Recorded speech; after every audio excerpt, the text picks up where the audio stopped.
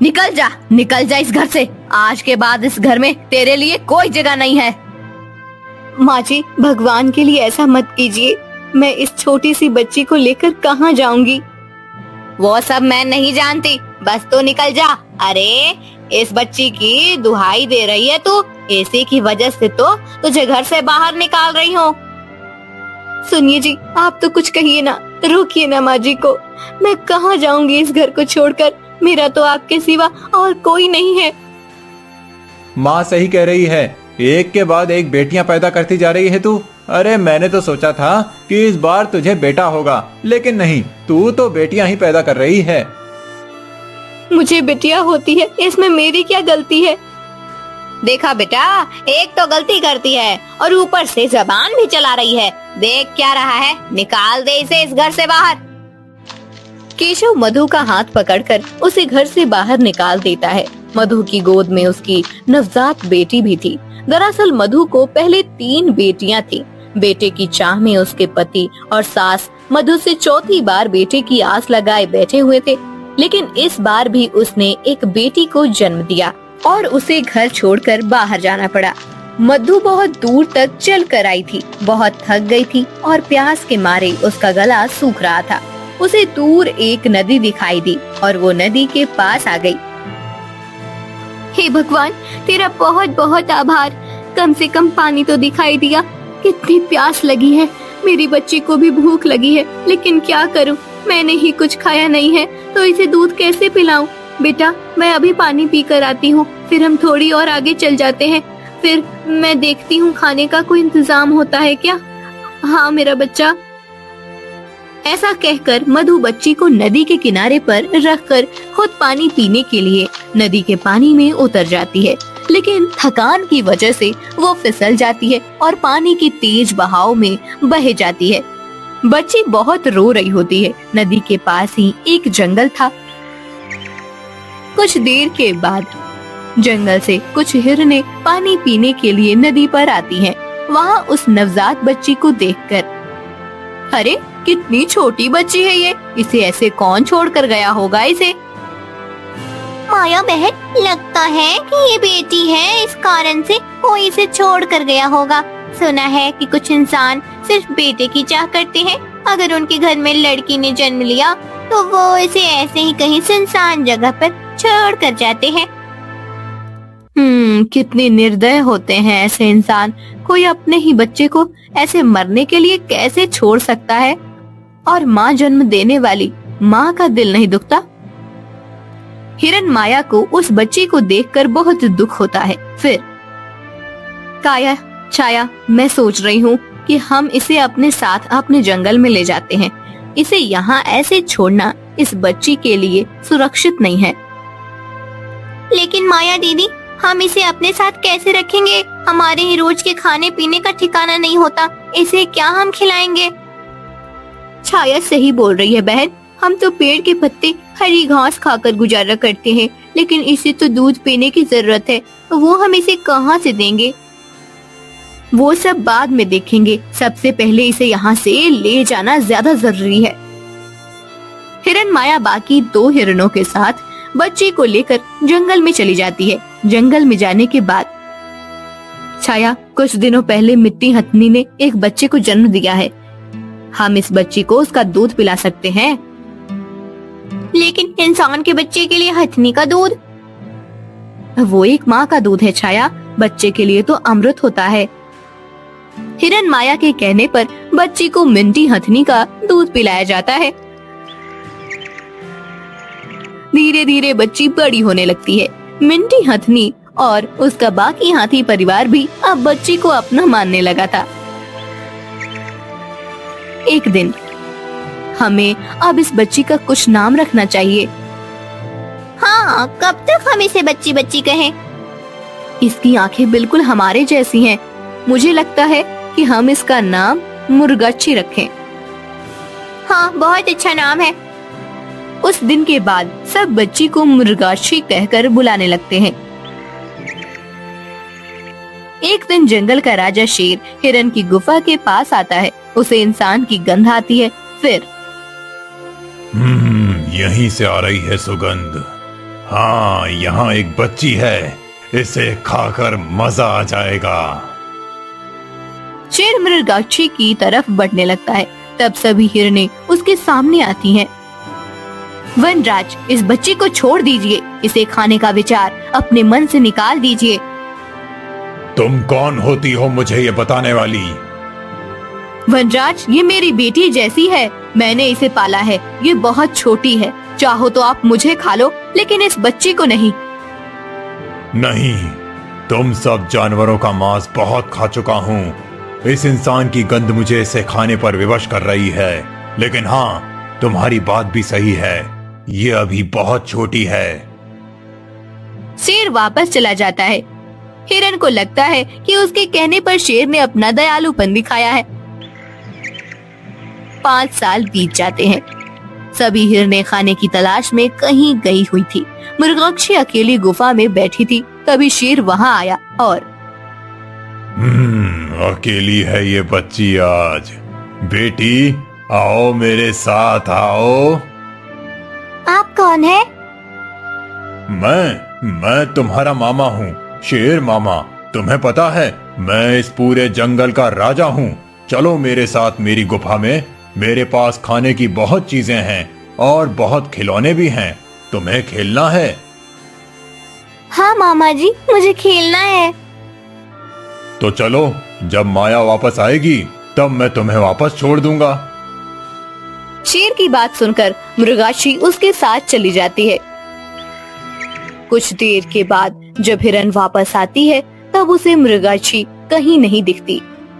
सभी हिरनें मृगाक्षी को जंगल में ढूंढते हुए शेर की गुफा के पास आकर पहुंचती हैं। वो देखती हैं कि शेर मृगाक्षी के साथ खेल रहा था।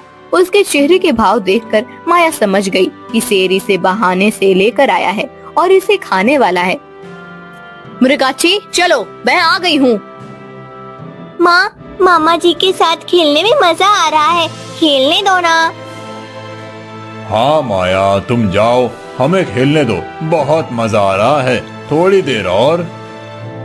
मैं समझ गई हूँ वनराज, आप इसे क्यों यहाँ लेकर आए हैं।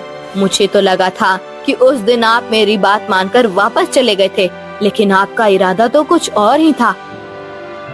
बिल्कुल सही समझ रही हो माया। उस दिन तुमने कहा था कि अभी ये बच्ची छोटी है। मैंने सोचा इतनी छोटी बच्ची को खाकर वैसे भी मेरी भूख नहीं मिटेगी, इसीलिए मैं इंतजार कर रहा था कि ये बड़ी हो जाए। वनराज, छोड़ दो उसे। शेर माया की बात नहीं मान रहा था। तभी हिरन माया ने हिरन छाया और काया को इशारा किया। वो दोनों मिंटी और बाकी हाथियों के पास मदद मांगने गई। मिंटी और बाकी हाथी भागकर शेर की गुफा के पास जाने लगे। उनके भागने से जमीन हिलने लगी और शेर हड़बड़ा गया। इसी मौके का फायदा उठाकर माया मृगाक्षी को लेकर गुफा से बाहर आई। शेर की गुफा जोर जोर से हिल रही थी और उसके पत्थर गिरने लगे थे। उनके पत्थर के नीचे दबकर शेर की मौत हो जाती है। आखिरकार इस दुष्ट वनराज का अंत हो ही गया। कुछ साल बीत जाते हैं। मृगाक्षी अब जवान हो गई थी। वो बहुत सुंदर लगने लगी थी। एक दिन राजसभा में, हमें एक नया महल निर्माण कराना है, इसीलिए बहुत बड़ी भूमि की आवश्यकता होगी। प्रधान जी, हमारी राज्य भूमि कहाँ उपलब्ध हो सकती है? महाराज, हमारे राज्य की सीमा पर एक बहुत बड़ा जंगल है। वहाँ की भूमि का एक टुकड़ा यदि हम महल बनाने के लिए उपयोग में लाएं तो उचित होगा। ठीक है, कल ही सैनिकों को भेजकर वन के उस भाग को खाली करा लिया जाए। अगले दिन चारुदत्त के सैनिक जंगल में पेड़ तोड़ने के लिए आते हैं। तभी मृगाक्षी उन्हें रोक लेती है। वो फिर भी पेड़ तोड़ने के लिए कुल्हाड़ी उठाते हैं। तब मृगाक्षी खुद पेड़ को लिपटकर खड़ी हो जाती है। सैनिक कुछ कर नहीं पाते और वापस राजमहल लौट जाते हैं। महाराज, जंगल में एक सुंदर युवती थी जिसने हमें पेड़ नहीं काटने दिए। जब हम जबरदस्ती एक पेड़ काटने गए तब वो खुद एक पेड़ को पकड़कर खड़ी हो गई, फिर हम कुछ नहीं कर पाए। एक युवती, और वो भी इतनी साहसी। सेनापति ध्रुव, आप जाकर इस विषय में ज्यादा जानकारी प्राप्त कीजिए कि वो युवती कौन है और क्या चाहती है। सेनापति ध्रुव महाराज का आदेश लेकर जंगल की ओर रवाना हो जाते हैं, लेकिन वो सेनापति का नहीं बल्कि एक सामान्य मनुष्य का भेष धारण करके जाते हैं। वो देखते हैं कि मृगाक्षी पेड़ पर बैठी हुई थी और वो बहुत मायूस थी। उसकी सुंदरता देखकर ध्रुव मोहित हो जाते हैं। मृगाक्षी के आसपास बाकी जानवर भी होते हैं। फिर, तुम कौन हो कन्या, और इतने सारे प्राणियों के बीच तुम्हें भय नहीं लगता? मैं मृगाक्षी हूँ और ये सभी मेरे परिवारजन हैं। ये जंगल ही मेरा घर है, मुझे किससे भय? क्या ये जंगल तुम्हारा घर है? हाँ, लेकिन आप कौन हैं और मुझसे ये सब क्यों पूछ रहे हैं? मैं तो एक यात्री हूँ, आगे के राज्य में जा रहा हूँ। विश्राम करने के लिए रुक गया था। तुम्हें इन सभी जानवरों के बीच देखा तो मुझे लगा कदाचित तुम्हें सहायता की आवश्यकता होगी, इसीलिए चला आया। यहाँ मुझे किसी की सहायता की जरूरत नहीं है। मैंने अभी किसी राजा के कुछ सिपाहियों को वापस भेजा है। वो यहाँ हमारे ये पेड़ काटने आए थे। हाँ, मैंने भी सुना है महाराज चारुदत्त को एक नया राजभवन बनाना है। हाँ, तो वो बनाए राजभवन, लेकिन यहाँ क्यों? ये जंगल तोड़कर क्यों बनाना है उन्हें राजभवन? कहीं और भी तो बना सकते हैं। उन्हें पता नहीं है कि एक पेड़ को काटना 100 हत्याओं के बराबर होता है। वो क्यों इतना बड़ा पाप अपने सर पर ले रहे हैं? वाह, ये सारी शास्त्र की बातें तुमने कहाँ पढ़ी हैं? मैंने पढ़ी नहीं है, लेकिन यहाँ कई साधु और योगी आकर ध्यान करते हैं, प्राणायाम करते हैं। उनसे ही मैंने ये सुना है। मुझे तो लगता है कि किसी को महाराज को ये बात जाकर बताने की जरूरत है। ध्रुव पहले ही मृगाक्षी के सौंदर्य पर मोहित हो गया था। अब उसकी बातें सुनकर उसे मृगाक्षी से और भी प्रेम हो जाता है। वो चारुदत्त के पास आकर उन्हें समझाता है कि जंगल काटना उचित नहीं है। चारुदत्त को भी ध्रुव की बात उचित लगती है। ध्रुव अब रोज मृगाक्षी से मिलने आता है। दिन बीतते हैं और मृगाक्षी को भी ध्रुव से प्यार हो जाता है। एक दिन एक बहुत बड़ा अजगर हिरण माया को पकड़ लेता है और उसे निगलने लगता है। ये देखकर मृगाक्षी उस अजगर पर पत्थर मारने लगती है, लेकिन अजगर टस से मस नहीं होता। मृगाक्षी को लगता है कि अब उसकी माया नहीं बचेगी। तभी ध्रुव वहाँ आकर अपने धनुष से बाण छोड़ता है और उस अजगर को मार डालता है। मृगाक्षी माया को अजगर के मुंह से बाहर निकालती है। कौन हो तुम? तुम कोई सामान्य इंसान नहीं हो सकते। तुमने इतना सही निशाना कैसे साधा? अब तुम्हें क्या सत्य बताना ही पड़ेगा। मैं महाराज चारुदत्त का सेनापति ध्रुव हूँ। मैं तुम्हारे बारे में जानकारी प्राप्त करने आया था, क्योंकि तुमने उस दिन सैनिक को जंगल तोड़ने से मना किया था, लेकिन मुझे देखते ही तुमसे प्रेम हो गया। तुम मेरे बारे में कुछ गलत धारणा ना बनाओ, इसीलिए मैंने तुमसे सत्य छुपाए रखा। मृगाक्षी, मैं तुमसे विवाह करना चाहता हूँ। बेटी मृगाक्षी, ये लड़का सच में तुमसे बहुत प्यार करता है। तुम इसके साथ विवाह करके सुखी हो जाओ। लेकिन माँ, अगर मैं चली जाऊंगी तुम अकेली हो जाओगी। नहीं बेटा, मुझे तो खुशी है कि मेरी बेटी सुख में है। तुम कब तक ऐसे जंगल में भटकती रहोगी? जब मैंने तुम्हें पहली बार देखा था तब तू एक नवजात बच्ची थी। मैं तुम्हें तुम्हारी सुरक्षा के लिए अपने साथ जंगल में ले आई थी, लेकिन अब तुम बड़ी हो गई हो, अपना ख्याल खुद रख सकती हो और सेनापति जी जैसे योद्धा को अपने पति के रूप में पाकर तुम्हारा जीवन धन्य हो जाएगा। मृगाक्षी, तुम चाहो तो हम इस हिरण को अर्थात तुम्हारी माँ को अपने साथ ले जा सकते हैं। हमारे भवन के बाहर एक बड़ा बगीचा है, वहाँ पर ये सुख से रह सकती हैं। ध्रुव की बात सुनकर मृगाक्षी खुश हो जाती है। दोनों हिरण को साथ लेकर ध्रुव के घर में चले जाते हैं। वहाँ ध्रुव और मृगाक्षी का धूमधाम से विवाह हो जाता है। हिरण अब मृगाक्षी के साथ सुख और सुरक्षा से बाकी का जीवन व्यतीत करती है।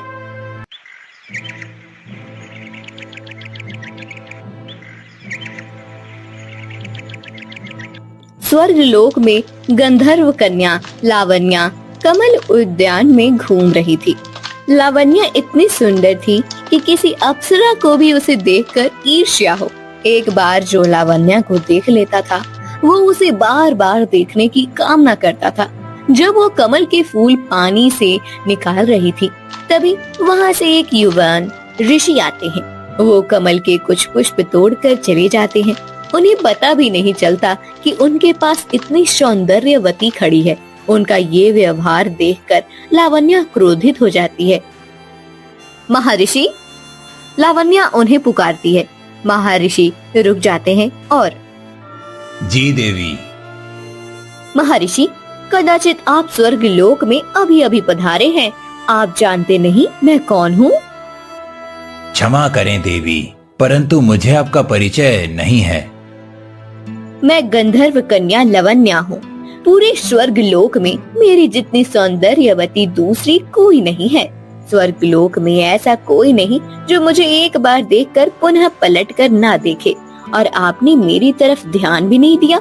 मैं आपके समीप ही खड़ी थी, परंतु आप कमल पुष्प तोड़कर चले भी गए। ये तो मेरा अपमान है।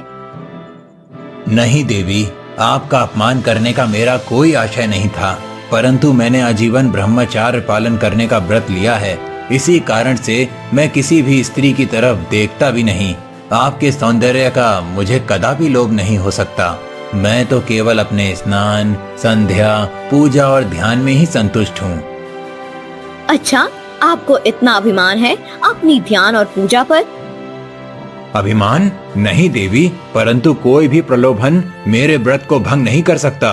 ये सत्य है। महर्षि इतना कहकर चले जाते हैं। लावण्या को उनकी बात सुनकर बहुत क्रोध आता है।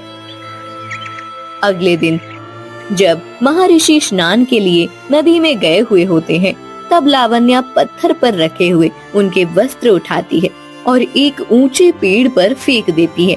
ये देखकर महर्षि का शरीर क्रोध से कांपने लगता है। वो उसे श्राप देते हैं। हे उद्दंड युवती, तुझे अपने सौंदर्य पर बहुत ज्यादा अभिमान है। मैं तुझे श्राप देता हूँ कि तू पृथ्वी लोक में जन्म लेगी और वहीं तेरी मृत्यु होगी। तुझे स्वर्ग लोक छोड़कर जाना होगा। महर्षि के श्राप के कारण लावण्या को स्वर्ग लोक छोड़ना पड़ता है और वो पृथ्वी लोक में एक मछुआरे के घर में जन्म लेती है। उसे जन्म देते ही मछुआरे की पत्नी का स्वर्गवास हो जाता है। फिर मछुआरा उस नवजात बालिका को लेकर महारानी शांति प्रिय के पास आता है। महारानी शांति प्रिय की जय हो। महारानी, ये मेरी बेटी है। इसे जन्म देते ही मेरी पत्नी की मृत्यु हो गई है। मैं गरीब मछुआरा हूँ। यदि मेरी पत्नी जीवित होती तो इस बच्चे का पालन पोषण करती, परंतु अब इसका उत्तरदायित्व मुझ पर आया है। मुझे मछली पकड़ने के लिए कई दिनों तक समुद्र में रहना पड़ता है। ऐसी स्थिति में मैं इसे अपने साथ नहीं रख सकता और इसके लिए मैं अपना काम छोड़कर घर पर भी नहीं रह सकता। इसीलिए मेरा आपसे अनुरोध है कि आप इस बालिका को अपनाइए और मुझे इस दायित्व से मुक्त कीजिए। महारानी शांति प्रिया के दृश्य में सबके लिए बहुत प्रेम था। वो उस बच्ची को मछुआरे के हाथ से अपने गोद में ले लेती हैं। कितनी सुंदर बालिका है। मछुआरे, तुम आज से इस बालिका के दायित्व से मुक्त हो। ये अब मेरी पुत्री है। मेरे 7 पुत्र हैं। इसका मुझे संतोष था, किंतु मेरी ये सदा ही मनसा थी कि मेरी एक पुत्री हो। आज से ये मेरी पुत्री राजकुमारी देवयानी है। महारानी मछुआरे को वापस भेज देती हैं और उस बालिका को अपनी पुत्री बना लेती हैं। महाराज शंख शर्ण भी महारानी के इस निर्णय से आनंदित होते हैं। समय बीत रहा होता है और राजकुमारी देवयानी अब बड़ी हो रही थी। एक दिन छोटी राजकुमारी को खेलते हुए देख महारानी शांति प्रिय, आपने इस बालिका को अपनी पुत्री बनाकर सत्य में बहुत ही अच्छा कार्य किया है। हमारे राज्य भवन में हमारे राजकुमारों की रौनक तो थी, परंतु इस बालिका के आने के बाद तो जैसे राजभवन में जीवन आ गया हो। सत्य कहते हैं, एक पुत्री तो होनी ही चाहिए जिसके नुपुर की झनकार पूरे भवन में गूंजे। हाँ महाराज, परंतु अब देवयानी बड़ी हो रही हैं। हमारे राजकुमारों की भी भांति अब हमें राजकुमारी को भी शिक्षा देनी चाहिए। राजकुमारी देवयानी सौंदर्यवती है। यदि वो शिक्षा प्राप्त करके विद्यावती भी बन जाएंगी तो इस धरती पर उनके सर्वथा में और कोई राजकुमारी खड़ी नहीं हो सकती। महाराज शंकरशन को महारानी शांति प्रिया का प्रस्ताव उचित लगता है और राजकुमारी देवयानी की शिक्षा शुरू हो जाती है। उसी राज्य की एक विदुषी के पास देवयानी शिक्षा प्राप्त करने जाती है। कुछ वर्ष बीत जाते हैं और अब राजकुमारी देवयानी अब एक अति सुंदर युवती बन चुकी होती है। एक दिन, महाराज, हमारी बेटी अब विवाह के योग्य हो गई है। उसके लिए कई राज्यों से विवाह के प्रस्ताव भी आ रहे हैं। मुझे लगता है कि अब हमें उसके विवाह के विषय में विचार करना चाहिए। अवश्य महारानी, परंतु एक बार देवयानी से भी हमें पूछना चाहिए कि वो हमारी पसंद से विवाह करना उचित समझती है या उन्हें अपना स्वयंवर कराना है। हमारी पुत्री उच्च विद्या विभूषित है, बुद्धिशाली है, उसका वर भी उसकी भांति ही बुद्धिशाली होना चाहिए। फिर दोनों देवयानी को बुलाते हैं और पुत्री देवयानी, अब तुम विवाह के योग्य हो गई हो, इसीलिए हम तुम्हारे विवाह के विषय में बात कर रहे हैं। मुझे तुमसे पूछना है कि तुम विवाह करोगी या उसके पूर्ण तुम्हें स्वयंवर करने की इच्छा है। हमारी संस्कृति में कन्या को अपना स्वयंवर चुनने की अनुमति दी गई है और मैं चाहता हूँ कि तुम्हारा ये निर्णय तुम स्वयं लो। पिताश्री, मुझे आप पर पूरा विश्वास है कि आप मेरे लिए जो भी करेंगे वो उचित ही होगा, परंतु मैं अपना स्वयंवर करने की इच्छा रखती हूँ। मैं देखना चाहती हूँ कि हमारी धरती पर ऐसा कौन बुद्धिशाली है जो मेरे प्रश्नों का उत्तर देगा। देवयानी के इच्छा के अनुसार महाराज शंकरशन और उनके पुत्र मिलकर देवयानी के स्वयंवर का भव्य आयोजन करते हैं। स्वयंवर के लिए दूर दूर से राजकुमार आते हैं। देवयानी पहले ही बहुत सुंदर थी और स्वयंवर के समय विविध आभूषण और सुंदर वस्त्रों से सजी हुई और भी ज्यादा सुंदर लग रही थी। देवयानी स्वयंवर का प्रश्न पूछना आरंभ करती है। मेरा आप सभी को अभिवादन है। मैं आपसे 3 प्रश्न पूछूंगी और तीनों का उत्तर एक ही है। जो भी मेरे प्रश्नों का सही और उचित उत्तर देगा उस राजकुमार की गले में वरमाला डालूंगी। मेरा पहला प्रश्न है कि ऐसा क्या है जो कभी हमारा साथ नहीं छोड़ता और सदा हमारे साथ रहता है। दूसरा प्रश्न ये है कि हम सभी एक किराए के घर में रहते हैं और एक न एक दिन हमें वो घर छोड़कर जाना है। वो घर कौन सा है? और तीसरा प्रश्न है कि वो क्या है जो गरीब, धनिक, वृद्ध, युवान ऐसा कोई भेद नहीं रखता। देवयानी का प्रश्न सुनकर सभी राजकुमार चौंक जाते हैं। कई राजकुमारों को लगता है कि ये कोई छल है। एक राजकुमार, राजकुमारी देवयानी, ये कैसा प्रश्न है? इन तीनों प्रश्नों का एक ही उत्तर होना संभव ही नहीं है। ये हमारे राजकुमारों का उपहास है। आप कहती हैं कि हम सब एक किराए के घर में रहते हैं, परंतु हम तो राजकुमार हैं, अपने राज्य भवन में रहते हैं। आपका प्रश्न ही उचित नहीं है राजकुमारी, और आप हमसे ऐसे प्रश्न पूछ रही हैं जिसका कोई उत्तर नहीं हो सकता। मैं इस स्वयंवर को एक छल मानता हूँ जो आपने हम सबके उपहास के लिए किया है। आपको अपनी विद्या पर अहंकार हो गया है। नहीं राजकुमार, ये कोई उपहास नहीं है। इन तीनों प्रश्नों का एक ही उत्तर है। कदाचित आपके पास इतनी बुद्धि नहीं कि आप इन प्रश्नों का उत्तर दे सके। मेरा आपसे अनुरोध है कि आप कृपया अन्य राजकुमारों को भ्रमित न करें। कई राजकुमारों को इन प्रश्नों का उत्तर नहीं आता, तो कई राजकुमार गलत उत्तर देकर अपने स्थान पर लौट जाते हैं। महाराज शंकरशन और महारानी शांतिप्रिया को चिंता होने लगती है कि अब राजकुमारी देवयानी का स्वयंवर कैसे संपन्न होगा। तभी राजकुमार शशिधर वहां आते हैं और राजकुमारी देवयानी, आप सत्य में बहुत ही बुद्धिशाली हैं। ऐसे 3 प्रश्न जिसका एक ही उत्तर हो, ऐसे प्रश्न कोई उच्च विद्या विभूषित ही पूछ सकता है। सत्य में ये बहुत विकट प्रश्न है, परंतु मैं आपके प्रश्नों का उत्तर देने का प्रयास करता हूँ। राजकुमारी, आपका पहला प्रश्न था, ऐसा क्या है जो सदा हमारे साथ होता है, जो कभी हमारा साथ नहीं छोड़ता? तो उसका उत्तर है मृत्यु। मृत्यु सदा ही हमारे साथ होती है। जीवन हमारा साथ छोड़ देता है और हम मृत्यु को प्राप्त होते हैं। मृत्यु हमें अपने साथ ले जाती है। इसी अर्थ से आपके पहले प्रश्न का उत्तर है मृत्यु। आपका दूसरा प्रश्न था हम सब एक किराए के घर में रहते हैं और हम सबको एक दिन वो घर छोड़कर जाना है। उसका उत्तर भी है मृत्यु। किराए का घर अर्थात हमारा ये शरीर। हम सबको एक दिन हमारे शरीर का त्याग कर अपनी आत्मा को मुक्त करना पड़ता है और ये मृत्यु के पश्चात होता है। इसी कारण से आपके दूसरे प्रश्न का उत्तर भी मृत्यु है। आपका तीसरा प्रश्न था कि ऐसा क्या है जो गरीब, धनिक, वृद्ध, युवान ऐसा कोई भेद नहीं रखता। तो राजकुमारी, मेरे अनुमान से उसका भी उत्तर मृत्यु है। मृत्यु ही है जो सबको आती है। मृत्यु से आज तक ना कोई बचा है और ना कोई बच सकता है। कोई राजा हो या रंक, वृद्ध हो या युवान, उच्च जाति में जन्म लिया हो या नीची जाति में, परंतु मृत्यु इन सब का भेद नहीं करती और सबको प्राप्त होती है। इस कारण से आपके तीसरे प्रश्न का उत्तर भी है मृत्यु। अर्थात आपके तीनों प्रश्न का उत्तर एक ही है, मृत्यु। राजकुमार शशिधर का ये उत्तर सुनकर राजकुमारी देवयानी आनंद से ओतप्रोत हो जाती हैं। वहाँ पर बैठे हुए सभी राजकुमार और ग्रामवासी तालियां बजाने लगते हैं। शंकरशन और शांति प्रिया भी बहुत आनंदित हो जाते हैं।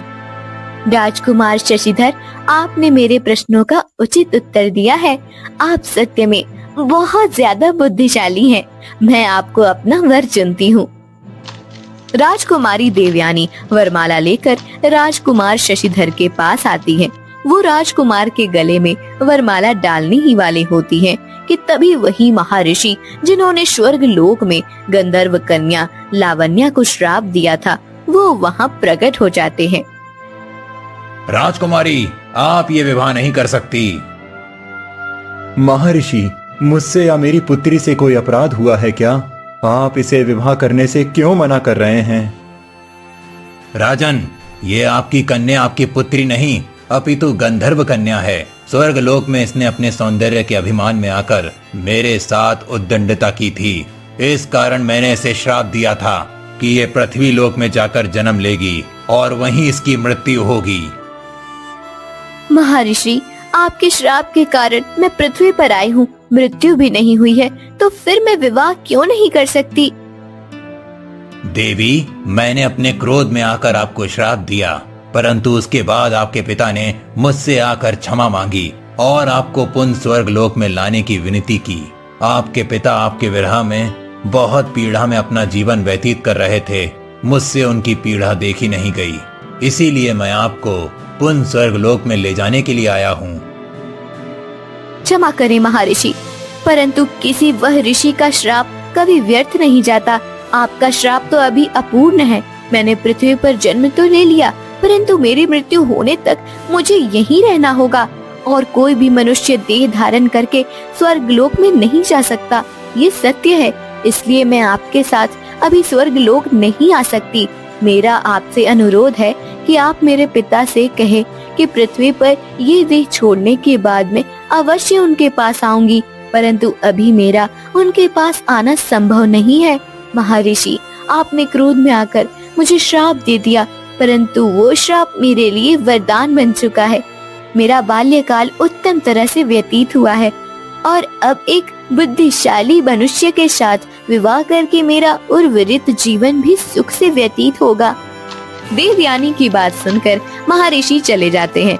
देवयानी और राजकुमार शशिधर का विवाह हो जाता है और दोनों संतोष और आनंद के साथ अपना जीवन जीने लगते हैं।